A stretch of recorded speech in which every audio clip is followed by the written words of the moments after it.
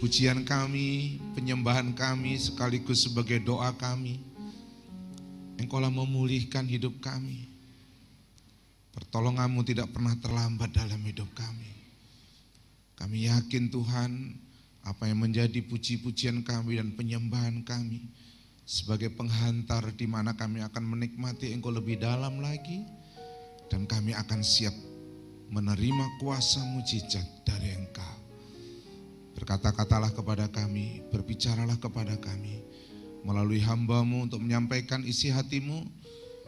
Firman yang sudah tertulis dalam kitab suci menjadi petunjuk, menjadi terang, menjadi arahan dalam kehidupan kami, supaya kami siap menikmati segala kebaikan di dunia yang penuh dengan kegentaran, di dunia yang penuh dengan tantangan dan rintangan.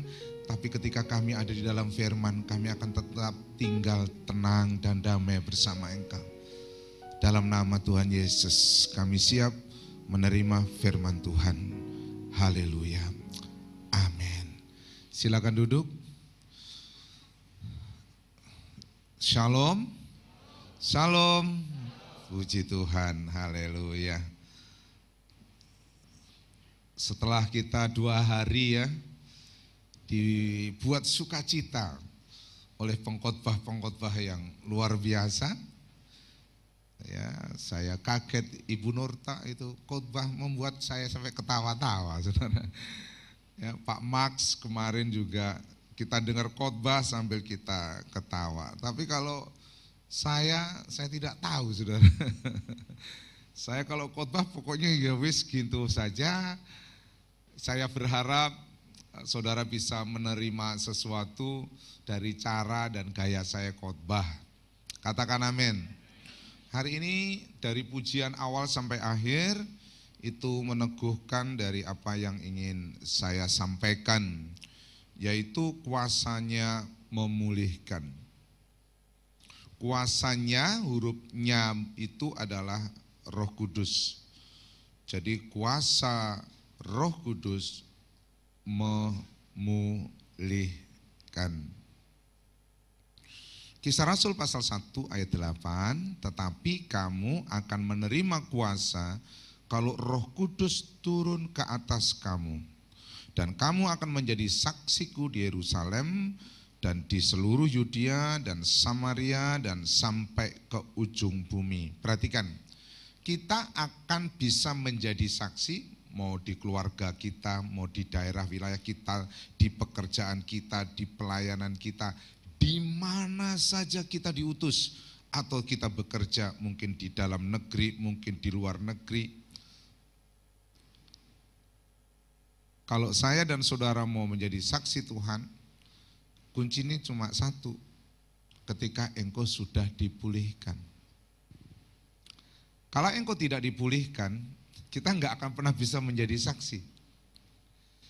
Kita tidak akan pernah bisa menjadi terang, kita tidak akan pernah bisa menjadi garam kalau hidup kita belum dipulihkan.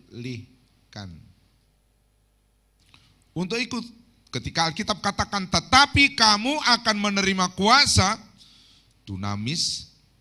Tadi pagi saya khotbahkan ayat ini, hanya 1 ayat ini di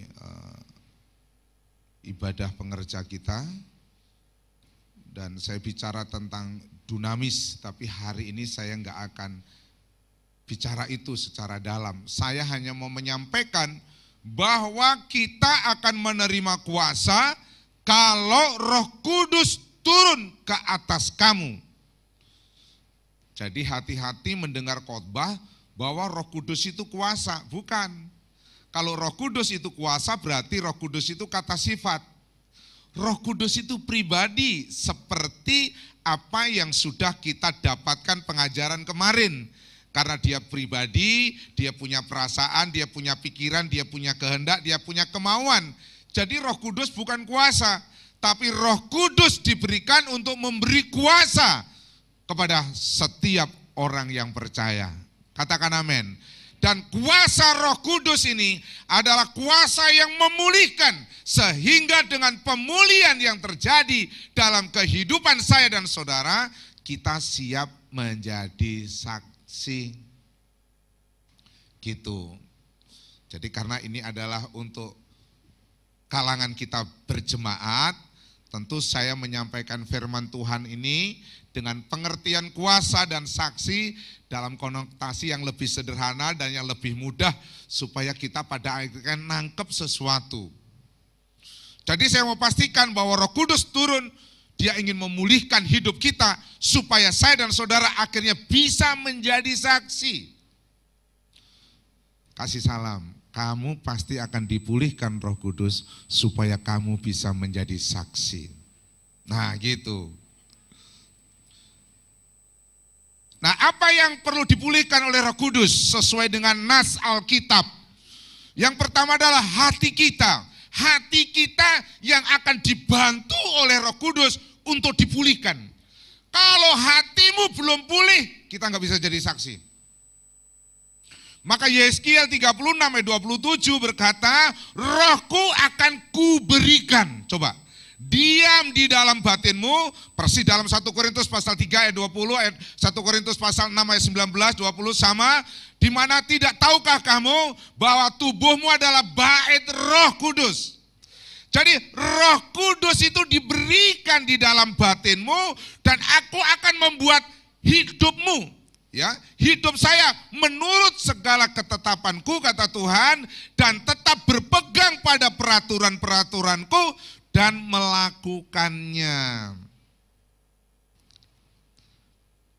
Roh Kudus ditaruh di dalam diri saudara, diberikan di dalam hati saudara, di dalam hidup saya, di dalam batin saudara, dengan tujuan supaya pada akhirnya kita mengalami sebuah terobosan rohani. Sebenarnya ayat ini adalah ayat kebangunan rohani.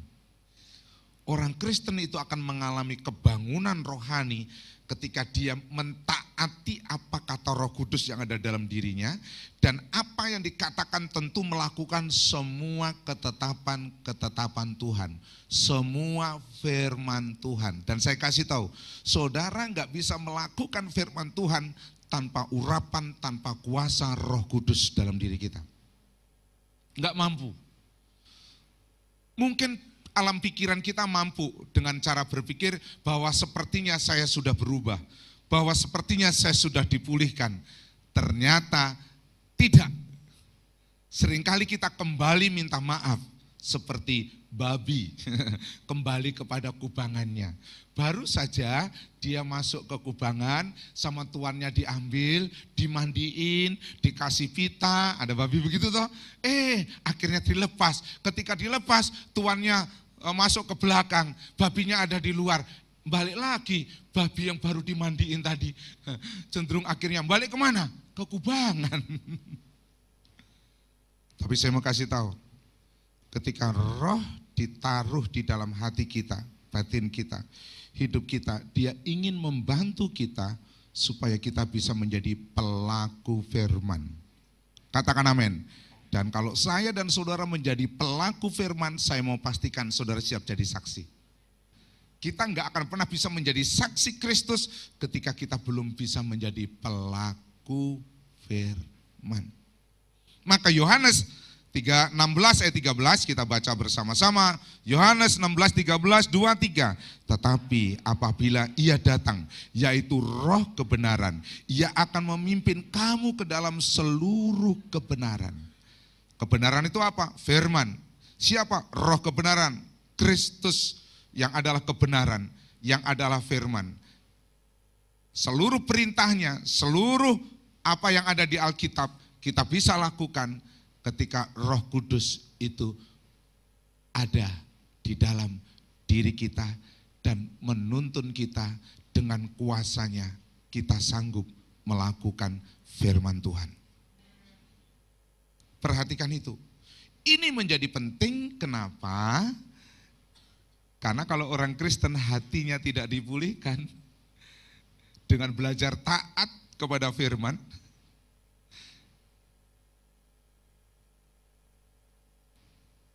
Kalau saya dan saudara tidak dipulihkan, saya kasih tahu. Ya saya mau ngomong apa ya, agak sedikit, bukan melo saya, agak sedih. Sering kita jadi bawaan ketawaan orang. Sering kita itu jadi bahan ejekan gitu. Kadang-kadang sedih banget ya, kita Kristen pengikut Kristus. Kristus saja sudah sampai mau mati di atas kayu salib. Sampai mau menebus diri kita, memberikan darah yang begitu mahal, yang begitu luar biasa, menggantikan semua noda, dosa, apapun dalam diri kita udah ditanggung di kayu salib. Kalau sampai hidup kita, hati kita nggak mau berubah, sayang saudara. Katakan amin. Tapi malam ini kita bersyukur, kamu akan menerima kuasa kalau Roh Kudus turun atas kamu. Dan saya meyakini dengan seyakin-yakinnya, Roh Kudus akan membantumu, menolongmu untuk kita bisa melakukan firman Tuhan. Kalau diaplikasikan dalam sehari-hari, enggak ada lagi orang Kristen yang pahit hati, yang dendam, enggak ada lagi.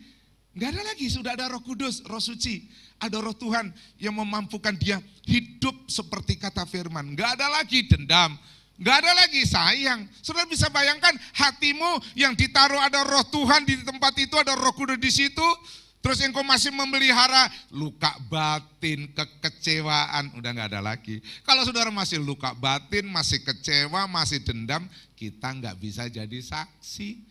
Kenapa? Pasti yang keluar dari hati nanti pasti enggak benar. Karena apa? Luka. Orang luka itu cenderung akhirnya menyakiti. Kata-katanya menyakiti, perkataannya akhirnya menyakiti. Kenapa? Luka. Tapi hari ini berita sukacita. Roh Kudus akan membalut hatimu supaya hatimu tidak terluka dan kita siap menjadi berkat bagi banyak orang. Kita tepuk tangan buat Tuhan. Yang kedua, sebelum yang terakhir. Tidak hanya hati tapi jiwa. Lukas 22 ayat 61, ini kisah tentang Petrus ya. Petrus ini pengikut Tuhan, tapi akhirnya dia menyangkal Tuhan.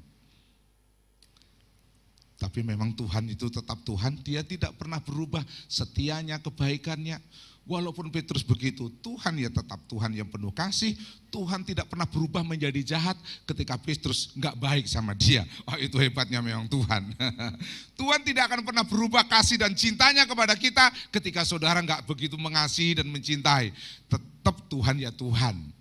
Nah, apa yang terjadi dalam ayat ini? Lalu berpalinglah Tuhan memandang Petrus. Kenapa maksudnya? Petrus sudah menyangkal dia. Ketika ditanya sama hamba, ketika ditanya sama seseorang, kayaknya kamu pengikutnya dia deh. Kayaknya kamu itu adalah sama-sama dengan dia deh. Kayaknya kamu itu muridnya dia lah. Kayaknya kamu itu bagian dari dia dah. Maksudnya dari bagian Yesus.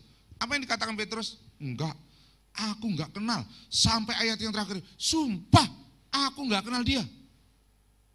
Maka muncullah ayat ini. Lalu berpalinglah Tuhan memandang Petrus. Maka teringatlah Petrus bahwa Tuhan telah berkata kepadanya, sebelum ayam berkokok, pada hari ini engkau telah 3 kali menyangkal aku. Jadi ketika sudah 3 kali menyangkal, baru ayam berkokok, dia baru sadar.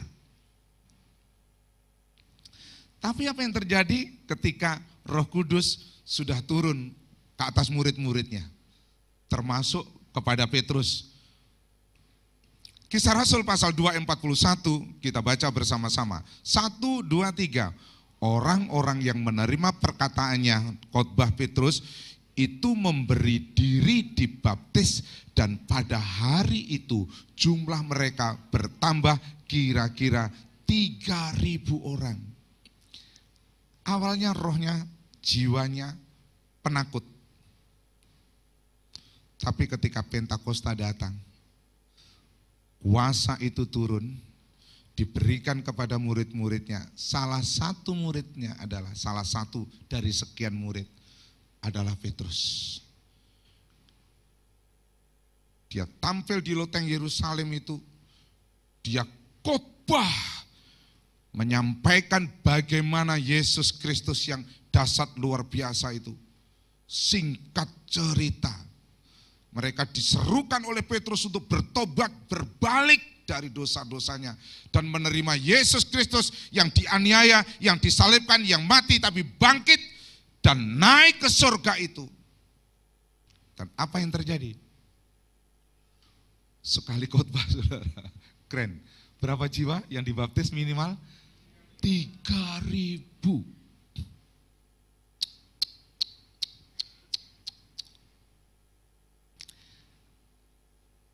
Saya aplikasikan dalam hidup kita sekarang.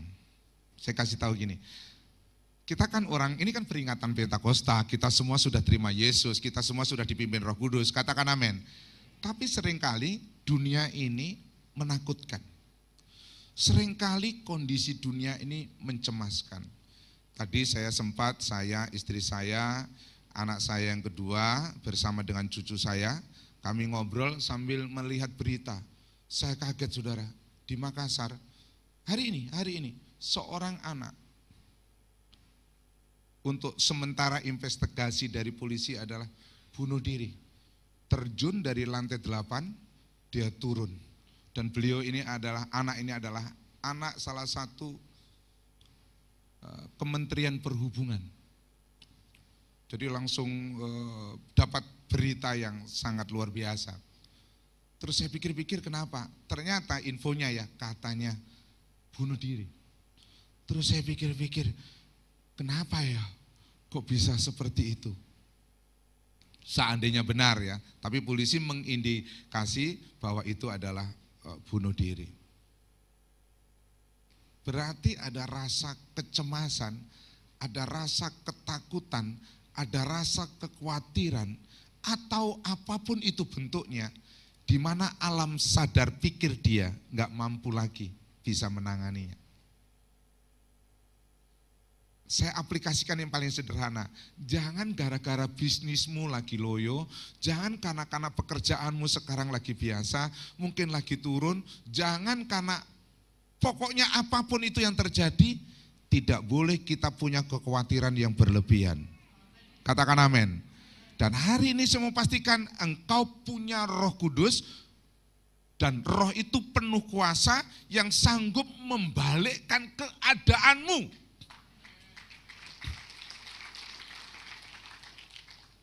Petrus sang penakut yang menyangkal Tuhan. Mungkin berapa kali saudara sudah mendengar cerita tentang Petrus yang menyangkal ini.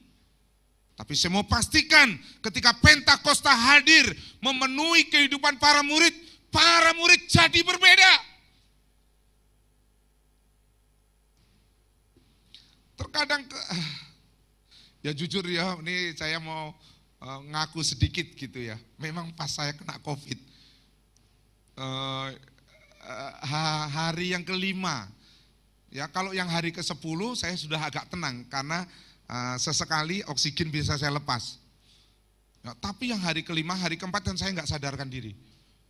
Hari kelima, akhirnya saya sadar, yang paling sedih, di sisi saya tidak ada istri saya, di kanan saya nggak ada anak-anak saya, satu pendeta pun nggak ada datang, apalagi jemaat. Itu sudah, terus akhirnya saya agak, waduh, lucu banget ya, tahu-tahu kalau saya meninggal, tahu-tahu langsung dibungkus plastik begitu ya, saudara. Kan itu crowded, sangat kacau balau banget pada waktu pas saya kena itu, saudara. Ya memang gereja sangat bijaksana, ya. Saya tidak diinfokan, disebarkan.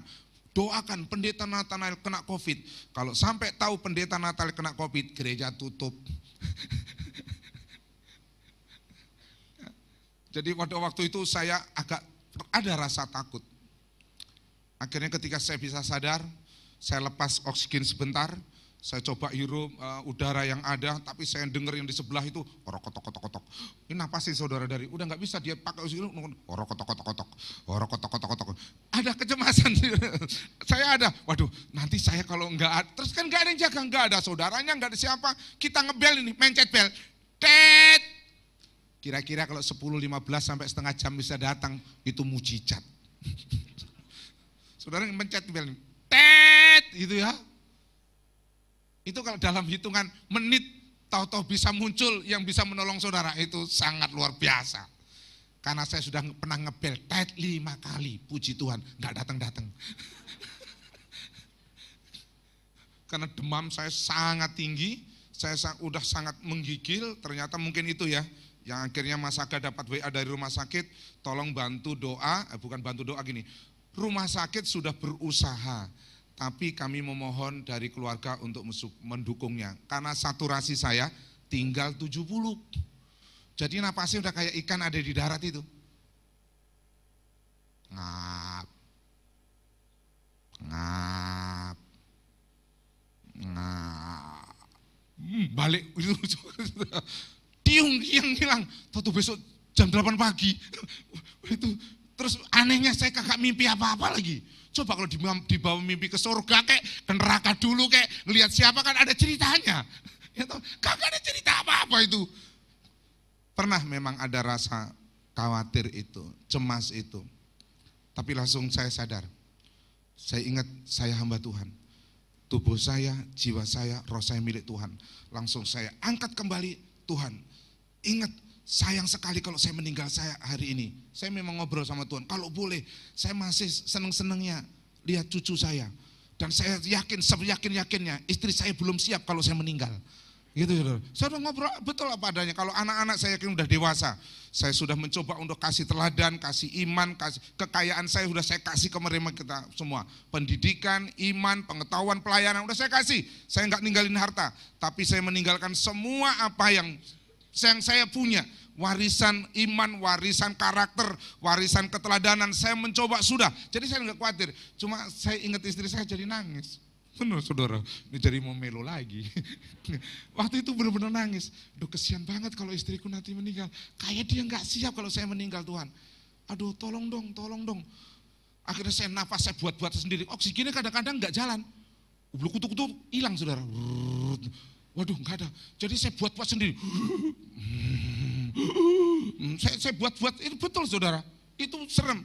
Tapi pas mengumumkan hari ke-6, hari ke-10 saya sudah nikmat, 14 hari ternyata saya masih sangat buruk, seharusnya 2 minggu sudah keluar pulang dari rumah sakit, akhirnya saya bilang saya nggak berani pulang, saya ada cucu di rumah, saya ada anak kecil, saya bilang nanti saya berisiko kalau saya masih positif, kalau positifnya masih ya artinya virusnya nggak terlalu banyak nggak ada masalah, kalau masih banyak ternyata dicek, dianu lagi masih banyak, tambah lagi 4 hari. Maka 17 hari. Ada rasa ketakutan? Ada. Tapi kita orang Pentakosta, kita punya Roh Kudus. Roh yang menghibur, yang menolong, roh yang memberi kekuatan di dalam jiwa kita. Jangan larut di dalam kekhawatiran. Yang terakhir. Nah, pasal yang ketiga, Petrus yang sama selesai khotbah, dia mau masuk ke bait Allah. Apa yang terjadi? Yang terjadi seperti ini. Ada orang yang lumpuh. Lalu Petrus berkata, emas dan perak aku tidak punya, tidak ada padaku. Tetapi apa yang kupunyai, kuberikan kepadamu. Demi nama Yesus Kristus orang Nazaret itu, berjalanlah.